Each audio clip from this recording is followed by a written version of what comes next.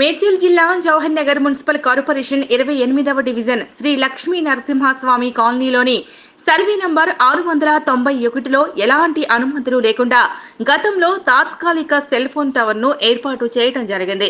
అది కాస్త ఇప్పుడు అదే సర్వే నంబర్ 691 ప్రభుత్వ స్థలంలో పర్మనెంట్ గా ఉండే విధంగా సన్నాహాలు చేస్తూ గత వారం రోజుల నుంచి సెల్ ఫోన్ టవర్ నిర్మాణంలో గుర్తు తెలియని వ్యక్తులు నిఘ్నమై పనులు కొనసాగిస్తున్నారు.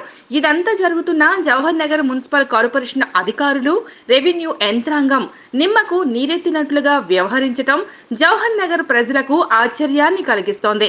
జవహర్ నగర్ మున్సిపల్ కార్పొరేషన్ లో నిరుపేదలు చిన్న రేకులు ఇళ్లు కట్టుకుంటేనే పర్మిషన్లు లేవు అంటూ కూల్చివేసే ప్రభుత్వ అధికారులు సెల్ ఫోన్ టవర్లకు అనుమతులు ఎక్కడివి అంటూ ఇలా పర్మనెంట్ గా సెల్ టవర్ కు నిర్మించి వేలకు వేలు కిరాయిలు దండుకునే వారిపై ఎలాంటి చర్యలు తీసుకోకపోవటం ఏంటి అని జవహర్ నగర్ ప్రజలు ఆశ్చర్యపడుతున్నారు.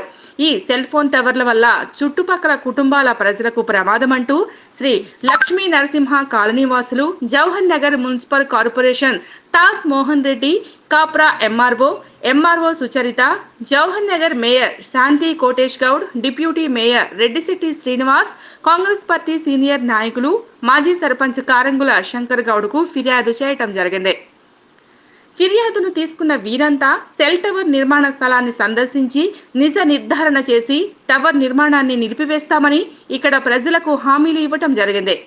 ఈ కార్యక్రమంలో శ్రీ లక్ష్మీ నరసింహస్వామి కాలనీ అధ్యక్షుడు కేకే చారి, ప్రధాన కార్యదర్శి శ్రీకాంత్, ఉపాధ్యక్షుడు వెంకన్న, కోశాధికారి నరేష్, సభ్యులు రామకృష్ణ తదితరులు పాల్గొన్నారు.